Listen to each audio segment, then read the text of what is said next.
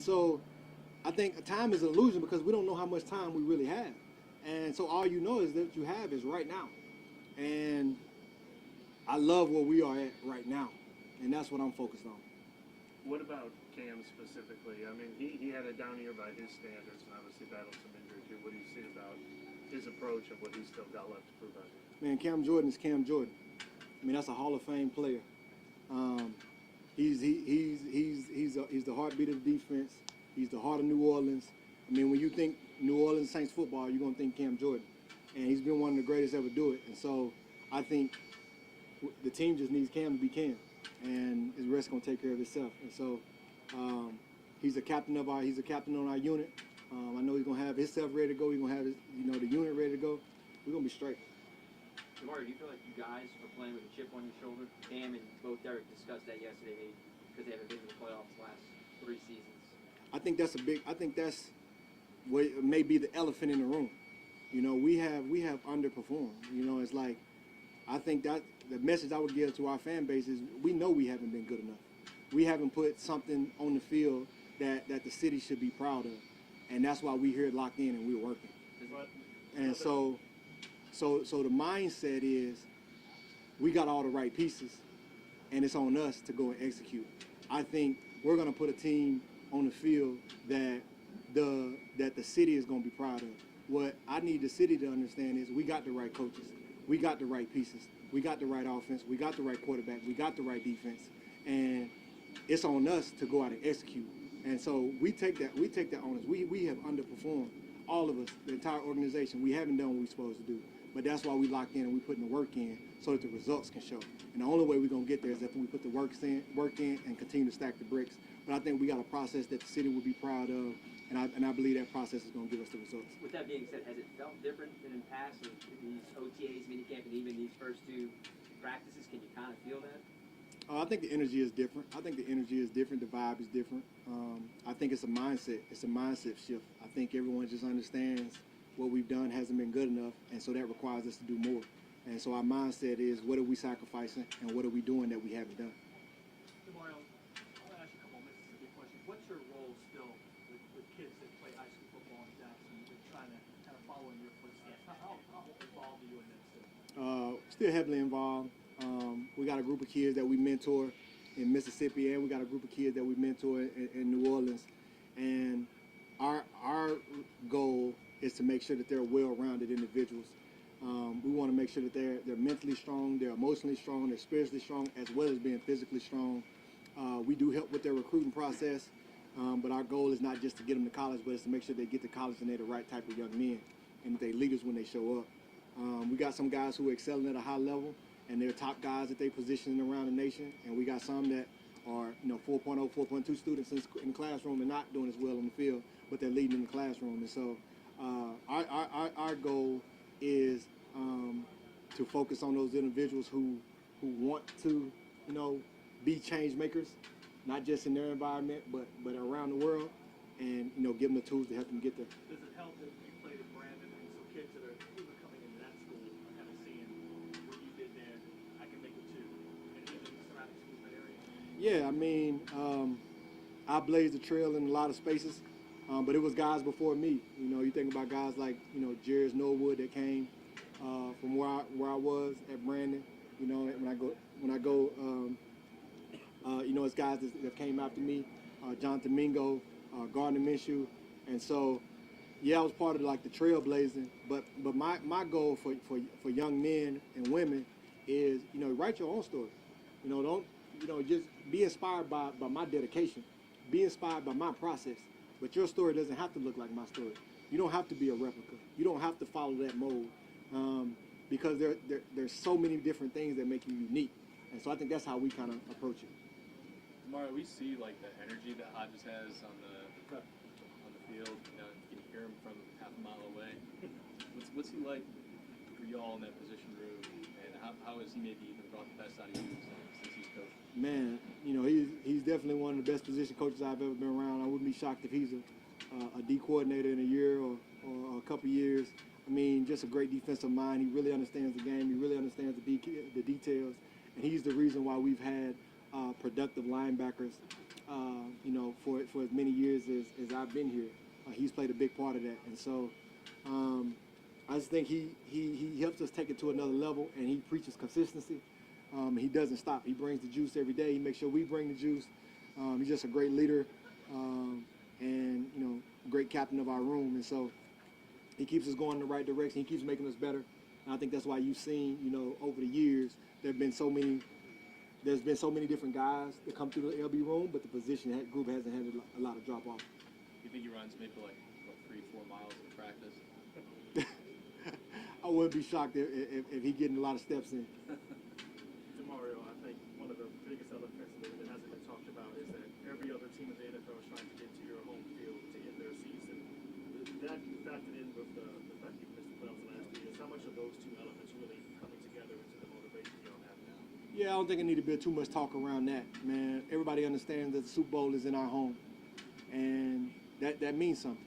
You know, the Super Bowl is in New Orleans, and whether that needs to be a hashtag that the Super Bowl is coming to NOLA, or it's coming to New Orleans, it's getting ready. Whatever that needs to be, where everybody understands that has a meaning to it.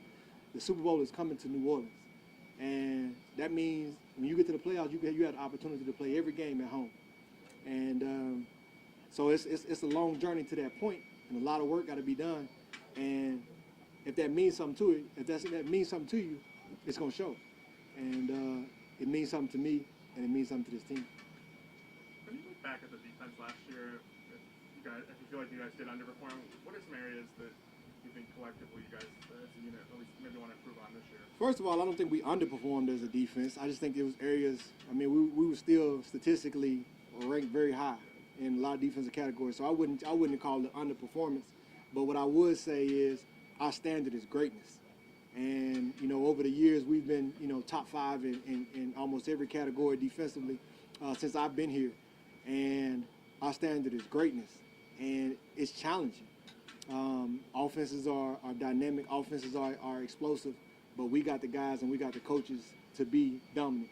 And that's what our mindset is. And so the way that we practice is how we get there. One of our main things is not what you play, it's how you play. And that's what we focus on, making sure that we got our process right, that we're playing the right way, that we're faster than our opponent, and we're more physical than our opponent, and that there's a lot of violence happening out there on that field where teams watch us and they feel fear. And so, but that's on us. We got to put the work in. That's the only way to get there. As long as you've known Dennis and played for him, both as a coordinator and head coach, how do you feel about the I guess pressure that's on him to get better results and your observations about how he's addressing that and how he's handling that? I mean, I don't know, you know, how he's handling that or whatever, but I know how I feel about him. And he's the right man for the job. And to be in this situation, to be where we are and have underperformed, and now we got to rise to the occasion. And I've been going to war with this man for 7 years. And when the pressure's on, he always putting us in a position to win. He always putting us in a position to succeed. And that's all you can ask for a coach. He's giving us every opportunity to succeed. And so when I look at it, he's the right guy. You know, and so my confidence going forward and my belief going forward is through the roof. So I don't know about like what you're talking about as far as response, because I don't keep up with a lot of it, and so like I don't know what all is being said and what I was being responded to. But when I talk about my belief in my coach, man, I'm ready to go to war. And when I get ready to go to war, I want him out there with me, because the success I've had has been directly attributed to him. I would not be the player that I am today without him. And you know, I played my best football since being here, and he is probably the highest person that's responsible for that, outside of my own work, my own individual work. And so, man, my belief and confidence is through the roof. And so we just got to get to it. We got to put the work in, and when we get out there on Sunday, we have to have a product that our fans are proud of. And I believe he's the right man to make sure we got that. So Mario, it actually seems like you made a couple comments on social media this year, like, well, once defending him, I think, when something came up, Tyron started and you followed up, but also some things you said about Derek, like positive about Derek. Was there a recognition from you that the fans had been kind of turning on this team and you wanted to be more vocal about standing up for these guys? Yeah, absolutely, man. I think, man, this first of all, it's a hard game, and I understand our fan base desire for winning because I've been a part of that winning. And when you get used to winning, the standard is high. It's very high. But you have to understand that a transition happened in our organization, right? Sean Payton leaves, Drew Brees leaves. And so the standard is that they're going to be where they were at the end of their tenure with the Saints, at the beginning. And so I think that's unfair standard. That's an unfair balance. But I've been in the trenches with both of these guys. And when I tell you Derek is the right quarterback, he's the right quarterback. When I tell you DA is the right head coach, he's the right head coach. And I've been here to see the good times and the bad times. So I know, but they're the right men for the job. And that's what my belief is. Our mentality is the Super Bowl is coming to New Orleans. That's our mindset. And when I'm telling you that these are the right men for the job, it's the right men for the job. And I don't know. I think there may be a series of doubt around them. Well,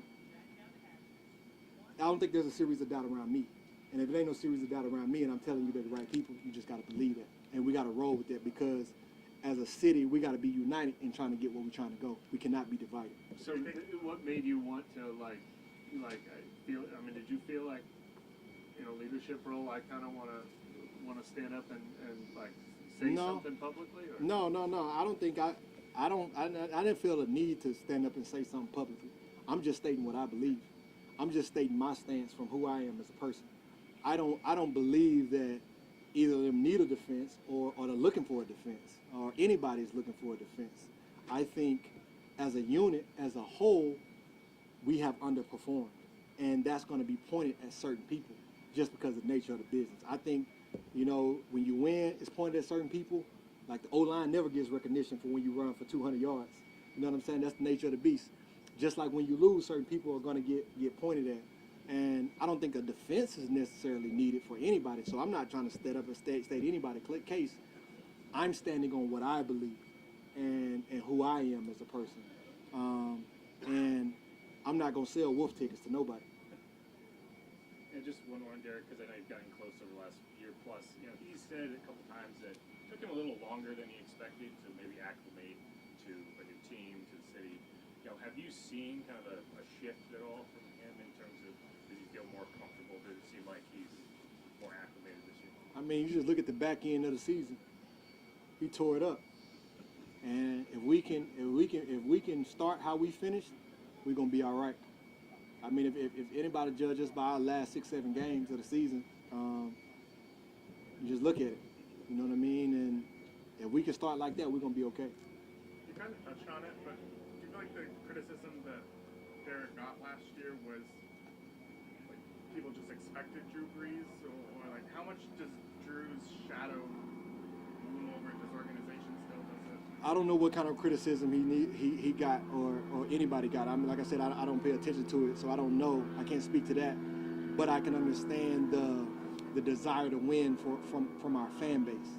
And I mean, we were the most winning team in the regular season for like 3-4 years, and but at the same time, that was the back end tenure of Sean Payton and Drew Brees, and so that was at the height of our organization. So I can understand continuing to want that even though there's been a shift. And so who's that gonna fall on? It's gonna fall on the quarterback, it's gonna fall on the head coach, because those are the positions that have changed. So I don't know what kind of criticism was there, but it's to be expected, especially when that desire is there. But winning changes everything. And that's what the real problem is. We're not winning. It is not an individual or position. We're not winning. And when we can get back to winning, it'll take care of business. And there's only one way in this business to get back to winning, and that's to put the work in. All right, thank y'all. Be blessed.